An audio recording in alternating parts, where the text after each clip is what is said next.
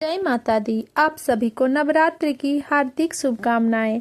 आज हम नवरात्रि का छठी दिन में पहुंच गए हैं, जिसमें हम दुर्गा सप्तशती का 11वां अध्याय पढ़ेंगे, जिसमें देवताओं का देवी की स्तुति करना और देवी का देवताओं को वरदान देना पढ़ेंगे।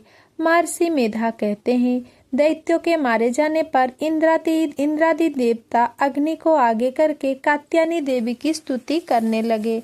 उस समय अभिष्ट की प्राप्ति के कारण अनेक मुख खिले हुए थे।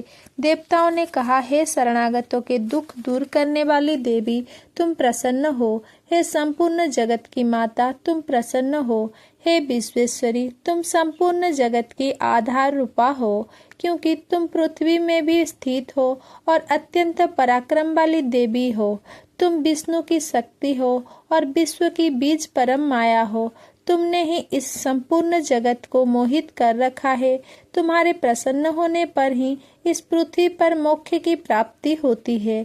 हे देवी, संपूर्ण विद्याएं तुम्हारे ही भिन्न भिन्न स्वरूप है।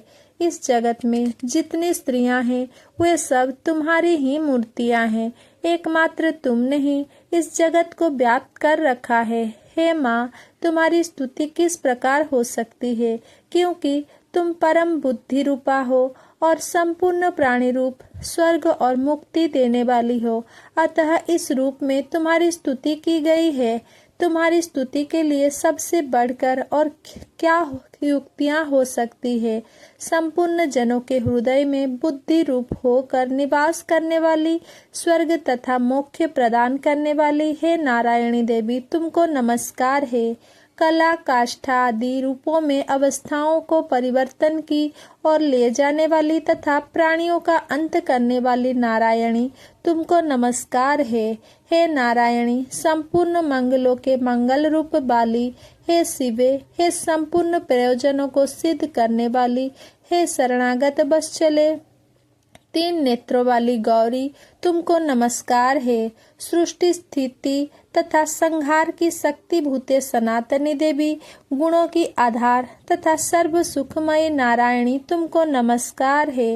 हे शरण में आए हुए शरणागतों, दीन दुखियों की रक्षा में तत्पर, संपूर्ण पीड़ाओं को हरने वाली, हे नारायणी, तुमको नमस्कार है। हे नारायणी, तुम ब्रह्माणी का रूप धारण करके हंसों से जुते हुए विमान पर बैठती हो तथा कुश से अभिमंत्रित जल छिड़कती हो रहती हो, तुम्हें नमस्कार है। महेश्वरी रूप से त्रिशूला, चंद्रमा और सर्पों को धारण करने वाली, है महावृषभ वाहन वाली नारायणी, तुम्हें नमस्कार है। मारो तथा कुकुटों से घिरो रहने वाली महाशक्ति को धारण करने वाली, हे कौमारी रूप धारिणी निष्पाप नारायणी, तुम्हें नमस्कार है। हे शंख, चक्र, गदा और शंख धनुष रूप आयुधों को धारण करने वाली वैष्णवी शक्ति रूपा नारायणी, तुम हम पर प्रसन्न हो, तुम्हें नमस्कार है। हे दांतों पर पृथ्वी को धारण करने वाली बराह रूपिणी कल्याणमयी नारायणी, तुम्हें नमस्कार है। हे उग्र नृसिंह नारसिंगी रूप से दैत्य को मारने वाली, त्रिभुवन की रक्षा में संलग्न रहने वाली नारायणी, तुम्हें नमस्कार है। हे मस्तक पर किरीट और हाथ में महावज्र धारण करने वाली, सहस्र नेत्रों के कारण उज्जवल बुत्रासुर के प्राण हरने वाली ऐन्द्री शक्ति, हे नारायणी, तुम्हें नमस्कार है। हे शिवदूती स्वरूप से दैत्यों के महामद को नष्ट करने वाली, हे घोर रूप वाली, हे महाशब्द वाली, हे नारायणी, तुम्हें नमस्कार है। दाढ़ों के कारण विकराल मुख वाली, मुंड माला से विभूषित मुंड मर्दिनी चामुंडा रूप नारायणी, तुम्हें नमस्कार है। हे लक्ष्मी, लज्जा, महाविद्या, श्रद्धा, पुष्टि, स्वधा, ध्रुवा, महारात्रि तथा महाविरूपा नारायणी, तुमको नमस्कार है। हे मेधा, सरस्वती, सर्वोत्कृष्ट ऐश्वर्य रूपिणी पार्वती, महाकाली, नियंता तथा इस ईश्वरूपिणी नारायणी, तुम्हें नमस्कार है। हे सर्वस्वरूपे सर्वेश्वरी सर्वशक्ति युक्त देवी, हमारी भय से रक्षा करो। तुम्हें नमस्कार है। हे कात्यायनी, तीनों नेत्रों से भूषित ये मेरा सौम्य मुख सब तरह के डरों से हमारी रक्षा करे। तुम्हें नमस्कार है। हे भद्रकाली, ज्वालाओं के समान भयंकर, अति उग्र एवं संपूर्ण असुरों को नष्ट करने वाला तुम्हारा त्रिशूल हमें भयों से बचावे। तुमको नमस्कार है। हे देवी, जो अपने शब्द से इस जगत को पूरित करके दैत्यों के तेज को नष्ट करता है, वो आपका घंटा इस प्रकार हमारी रक्षा करे जैसे कि माता अपने पुत्र की रक्षा करती है। हे चंडिके, असुरों के रक्त और चर्बी से चर्चित और जो आपकी तलवार है वो हमारा मंगल करे।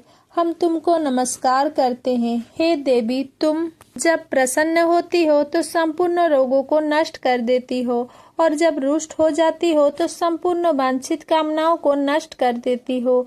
जो मनुष्य तुम्हारी शरण में जाते हैं उन पर कभी विपत्ति नहीं आती, बल्कि तुम्हारी शरण में गए हुए मनुष्य दूसरों को आश्रय देने योग्य हो जाते हैं। अनेक रूपों से बहुत प्रकार की मूर्तियां को धारण करके इन धर्मद्रोही असुरों का तुमने संहार किया है। वो है माँ, तुम्हारे सिवा और कौन कर सकता था। चतुर्दश विद्याएं, शस्त्रास्त्र और चारों वेद तुम्हारे ही प्रकाश से प्रकाशित है। उनमें तुम्हारा ही वर्णन है।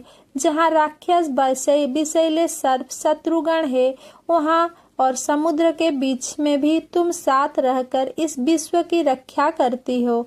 हे शिवेश्वरी, तुम विश्व का पालन करने वाली विश्व रूपा हो, इसीलिए संपूर्ण विश्व को धारण करती हो। इसीलिए ब्रह्मा विष्णु महेश की भी वंदनीय हो। जो भक्ति पूर्वक तुमको नमस्कार करते हैं वे विश्व को आश्रय देने वाले बन जाते हैं। हे देवी, तुम प्रसन्न हो और असुरों को मारकर जिस प्रकार हमारी रक्षा की है, ऐसे ही हमारे शत्रुओं से सदा हमारी रक्षा करती रहो। संपूर्ण जगत के पाप नष्ट कर दो और पाप तथा अनेक फल स्वरूप होने वाली महामारी आदि बड़े बड़े उपद्रव को शीघ्र ही दूर कर दो। विश्व की पीड़ा को हरने वाली देवी, शरण में पड़े हुआ और प्रसन्न हो। त्रिलोक निवासियों की पूजनीय परमेश्वरी, हम लोग को वरदान दो। देवी ने कहा, हे देवताओं, मैं आपको वर देने के लिए तैयार हूँ। आपकी जैसी इच्छा हो वैसा वर मांग ले, मैं आपको दूंगी। देवताओं ने कहा, हे सर्वेश्वरी, त्रिलोकी के निवासियों की समस्त पीड़ाओं को तुम इस प्रकार हरती रहो और हमारे शत्रुओं को इसी प्रकार नष्ट करती रहो। देवी ने कहा, वैवस्वतम अनंतवर के 28वें युग में 2 और महाअसुर शुंभ और निशुंभ उत्पन्न होंगे। उस समय में नंद गोप के घर से यशोदा के गर्भ से मैं उत्पन्न होकर विंध्याचल पर्वत पर शुंभ और निशुंभ का संहार करूंगी। फिर अत्यंत भयंकर रूप से पृथ्वी पर अवतीर्ण होकर मैं विप्रचित्ति नामक दानवों का नाश करूंगी। उन भयंकर महासुरों को भक्षण करते समय मेरे दांत अनार के पुष्प के समान लाल होंगे। इसके पश्चात स्वर्ग में देवता और पृथ्वी पर मनुष्य मेरी स्तुति करते हुए मुझे रक्त दंतिका कहेंगे।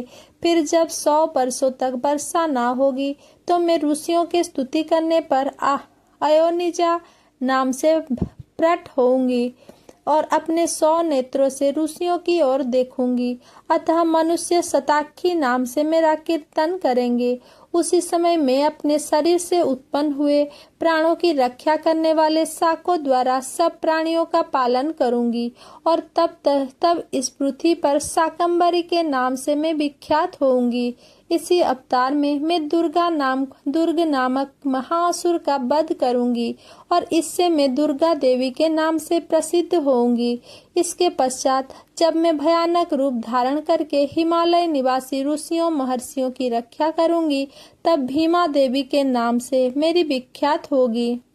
जब फिर अरुण नामक असुर तीनों लोकों को पीड़ित करेगा, तब मैं असंख्य भ्रमरों का रूप धारण करके उस महादैत्य का वध करूंगी।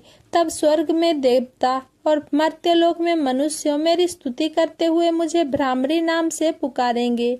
इस प्रकार जब जब पृथ्वी राक्षसों से पीड़ित होगी, तब मैं अवतरित होकर शत्रुओं का नाश करूंगी। 11वां अध्याय समाप्त। अगर मेरा ये वीडियो आपको पसंद आया हो तो मेरा वीडियो को लाइक, कमेंट, शेयर करें एंड मेरा चैनल को सब्सक्राइब करें। धन्यवाद।